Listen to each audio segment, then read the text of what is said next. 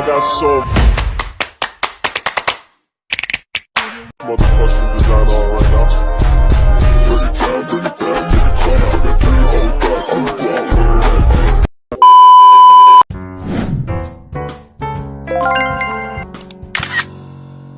A few moments later. Assalamualaikum teman-teman, saya Eli Sastri, saya berkuliah di Universitas Hairun Ternate, Fakultas Ekonomi dan Bisnis, Program Studi Akuntansi. Kita sudah memasuki part 4. Di video kali ini, saya berada di Benteng Orange sebagai background video part 4 ini. Dan saya akan membahas materi tentang peran lembaga dan industri pendukung dalam pengembangan perbankan syariah.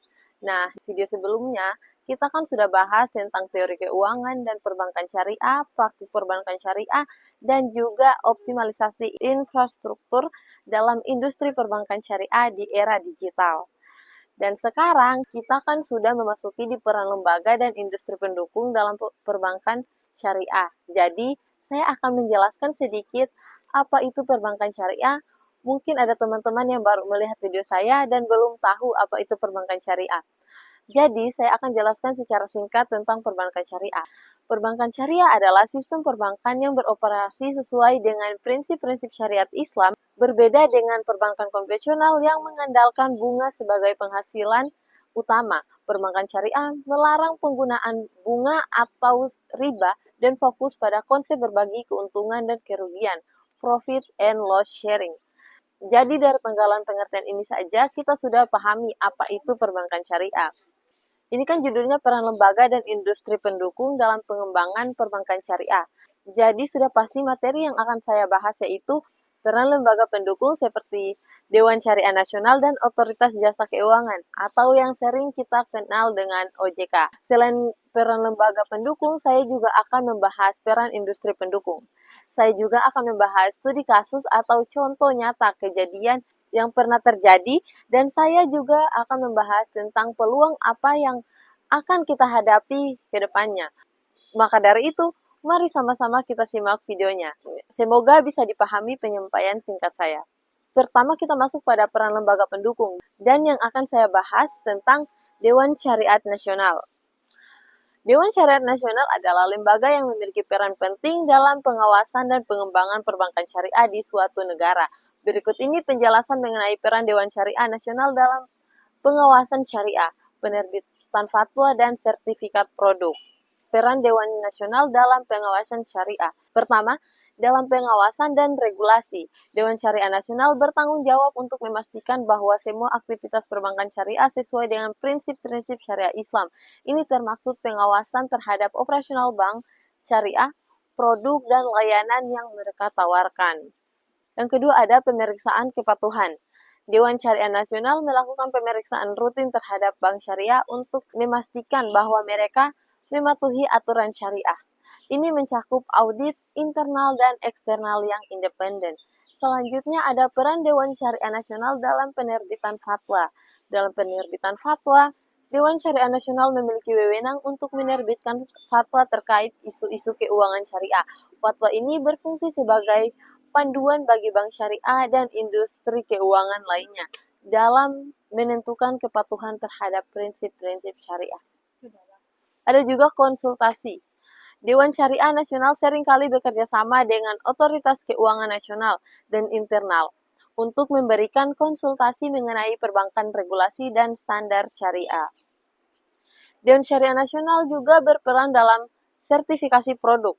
Dalam sertifikasi produk, Dewan Syariah Nasional bertanggung jawab untuk menyetujui dan memastikan produk dan layanan keuangan syariah yang ditawarkan oleh bank syariah dan lembaga keuangan lainnya. Proses sertifikasi ini memastikan bahwa produk tersebut memenuhi standar syariah yang ketat dan tidak melanggar prinsip-prinsip Islam. Ada juga pengembangan standar. Dewan Syariah Nasional terus mengembangkan standar baru dan memperbarui standar yang ada untuk menyesuaikan dengan perkembangan teknologi dan praktik keuangan global. Ada juga Otoritas Jasa Keuangan atau OJK. Saya akan menjelaskan secara singkat apa itu Otoritas Jasa Keuangan. Jadi, Otoritas Jasa Keuangan adalah lembaga independen di Indonesia yang bertanggung jawab atas pengawasan dan regulasi sektor jasa keuangan, termasuk perbankan syariah. Saya akan menjelaskan peran OJK. Jadi, apa sih peran OJK dalam regulasi, pengawasan, dan pengembangan? Nah, dalam regulasi, OJK bertugas menyusun dan menerapkan peraturan serta pedoman bagi bank syariah untuk memastikan bahwa mereka beroperasi sesuai dengan prinsip-prinsip syariat. Ini termaksud keuntungan mengenai produk-produk perbankan syariah, manajemen risiko, dan transparansi. Untuk pengawasan, OJK melakukan pengawasan terhadap bank syariah untuk memastikan kepatuhan terhadap peraturan yang telah ditetapkan. Pengawasan ini mencakup pemeriksaan kepatuhan terhadap prinsip-prinsip syariah, kebijakan kredit, dan praktik bisnis lainnya. Pengembangan. OJK berperan dalam pengembangan sektor perbankan syariah di Indonesia dengan menyediakan sumber daya dan pelatihan bagi bank syariah dan lembaga keuangan lainnya. Ada juga penanganan keluhan nasabah dan kerjasama internasional. OJK menyediakan mekanisme untuk menangani keluhan nasabah terkait produk atau layanan perbankan syariah. Ini termasuk mediasi konflik antar nasabah dan bank syariah, serta penanganan pelanggaran terhadap ketentuan syariah. Yang terakhir ada kerjasama internasional. OJK juga terlibat dalam kerjasama internasional dengan lembaga pengawasan keuangan lainnya untuk berbagi pengetahuan dan praktik terbaik dalam pengawasan perbankan syariah, serta untuk meningkatkan standar industri secara global. Selain peran Dewan Syariah Nasional dan Otoritas Jasa Keuangan, Kementerian Agama yang sering disingkat sebagai Kemenang memiliki peran penting dalam edukasi dan dukungan regulasi terkait syariah di Indonesia. Berikut adalah penjelasan lebih rinci mengenai peran lembaga dalam kedua aspek tersebut. Yang pertama ada edukasi terkait syariah. Dalam bidang pendidikan agama, Kemenang bertanggung jawab untuk menyediakan pendidikan agama Islam yang berkualitas melalui berbagai lembaga pendidikan, termasuk pesantren, madrasah, dan universitas. Mereka mengembangkan kurikulum yang sesuai dengan standar dan memastikan bahwa materi ajar mencakup pemahaman yang mendalam tentang ajaran Islam, termasuk syariah. Pelatihan ulama. Kemenang juga berperan dalam melatih ulama dan pemimpin komunitas muslim agar mereka memiliki pemahaman yang kuat tentang syariat dan mampu memberikan bimbingan yang tepat kepada masyarakat. Ada juga dukungan regulasi terkait syariah, pengawasan dan pengaturan. Kemenang mengawasi pelaksanaan ibadah dan praktik keagamaan lainnya untuk memastikan bahwa mereka sesuai dengan prinsip-prinsip syariah. Ini termaksud pengawasan terhadap masjid, tempat ibadah, dan kegiatan keagamaan lainnya. Konsultasi dengan pemerintah. Kemenang seringkali bekerja sama dengan pemerintah dalam merumuskan kebijakan yang berkaitan dengan syariah termasuk dalam bidang ekonomi, hukum, dan sosial. Mereka memberikan masukan dan rekomendasi untuk memastikan bahwa kebijakan tersebut sesuai dengan nilai-nilai Islam. Penegasan hukum syariah. Kemenang juga berperan dalam penegasan hukum syariah baik di tingkat nasional maupun daerah. Mereka membantu memastikan bahwa hukum syariah diterapkan secara adil dan sesuai dengan ketentuan yang berlaku. Peran industri pendukung. Industri halal dan perbankan syariah memiliki hubungan yang erat, terutama dalam mendukung pertumbuhan ekonomi yang berkelanjutan dan sesuai dengan prinsip-prinsip Islam. Berikut adalah penjelasan bagaimana industri halal mendukung pertumbuhan perbankan syariah melalui pembiayaan usaha halal. Pertama, ada peningkatan kesadaran konsumen. Dengan meningkatnya kesadaran akan pentingnya produk halal di kalangan konsumen muslim, industri halal mengalami pertumbuhan yang signifikan. Yang kedua ada diversifikasi ekonomi. Industri halal mendorong diversifikasi ekonomi dengan memperkenalkan produk dan layanan baru yang sesuai dengan standar halal. Yang ketiga ada pembiayaan mikro, kecil, dan menengah. Banyak usaha halal yang membutuhkan pembiayaan mikro, kecil, dan menengah untuk memulai atau mengembangkan bisnis mereka. Perbankan syariah dengan prinsip-prinsipnya yang inklusif dan berbasis komunitas menjadikan pilihan yang ideal untuk menyediakan pembiayaan ini tanpa bunga yang dilarang dalam Islam. Fintech syariah memainkan peran penting dalam memperluas akses dan meningkatkan efisiensi layanan perbankan syariah. Berikut adalah penjelasan mengenai peran tersebut. Nah, yang pertama, ada peningkatan aksesibilitas. Teknologi finansial syariah memungkinkan institusi perbankan untuk menjangkau pelanggan yang lebih luas, termasuk mereka yang berada di daerah terpencil atau memiliki akses terbatas ke layanan keuangan tradisional. Dengan platform digital, pelanggan dapat mengakses layanan perbankan kapan saja dan di mana saja. Selanjutnya ada efisiensi operasional. Fintech syariah mengotomatisasi banyak proses yang sebelumnya memerlukan interaksi fisik, seperti pendaftaran akun, pengajuan pinjaman, dan pelacakan transaksi. Otomatisasi ini mengurangi biaya operasional dan mempercepat layanan, sehingga meningkatkan efisiensi keseluruhan.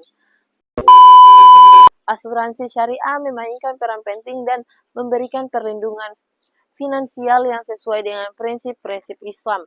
Berikut ini saya akan menjelaskan beberapa penjelasan mengenai peran asuransi syariah dan memberikan perlindungan finansial tersebut.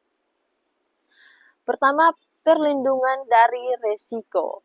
Asuransi syariah dirancang untuk melindungi individu dan bisnis dari berbagai risiko finansial seperti kecelakaan, kerusakan properti, atau kehilangan pendapatan.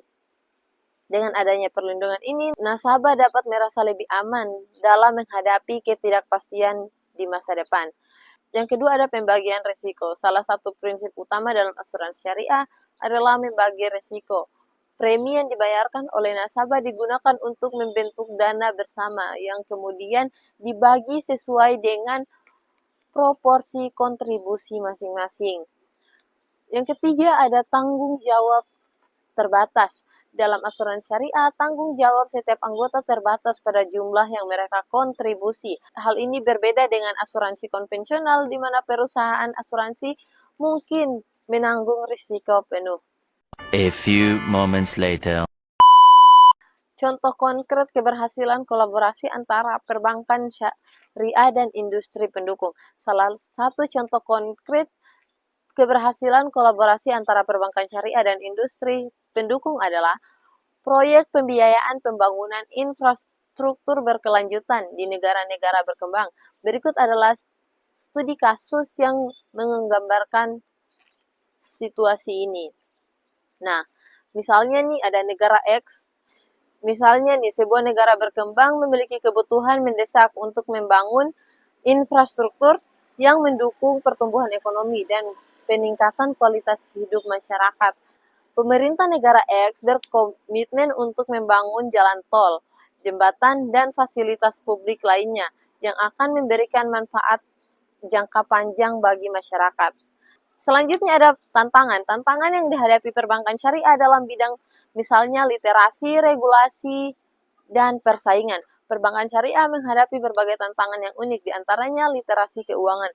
Banyak nasabah yang kurang memahami konsep-konsep dasar dalam perbankan syariah seperti mudharabah, kemitraan usaha, musyarakah atau kerjasama modal, dan istisna, pembelian barang yang masih dalam proses pembuatan. Kurangnya literasi keuangan dapat menghambat adopsi produk perbankan syariah. Yang kedua ada regulasi. Perbankan syariah harus mematuhi regulasi yang berlaku di negara masing-masing, yang kadangkala tidak selalu sejalan dengan prinsip-prinsip syariah. Selain itu, regulasi yang ketat dan beragam di berbagai negara dapat menjadi hambatan dalam operasional perbankan syariah internasional. A few moments later. Dari penjelasan saya tadi, saya akan menyimpulkan. Nah, kesimpulannya, perkembangan pesat perbankan syariah di Indonesia tak lepas dari peran krusial lembaga-lembaga seperti OJK dan LPS yang menyediakan regulasi, pengawasan, dan jaminan stabilisasi. Dukungan ini dipadukan dengan strategi pembangunan terarah seperti roadmap 2020 sampai 2024 yang fokus pada penguatan kapasitas internal bank syariah termasuk permodalan SDM, manajemen risiko, dan GCG. Integrasi dengan ekosistem industri halal yang berkembang pesat ditopang oleh pembentukan BSI dan kebijakan fiskal pemerintah menciptakan sinergi yang mendorong pertumbuhan aset dan peran strategi perbankan syariah dalam perekonomian nasional, menciptakan kepercayaan publik dan daya saing global. Oke teman-teman, mari kita bersama-sama mendukung inisiatif ini dengan cara mengedukasi diri sendiri dengan orang lain tentang manfaat perbankan syariah, serta mendorong lembaga keuangan untuk mengadopsi praktik-praktik ini. Dengan demikian, kita dapat menciptakan sistem keuangan yang lebih inklusif, berkelanjutan, dan adil. Untuk itu, saya Eli Sastri, lebih dan kurangnya saya mohon maaf. Sampai ketemu di video saya berikutnya. Jangan lupa like, komen video ini, dan video-video lainnya. Wassalamualaikum warahmatullahi wabarakatuh. Bye-bye!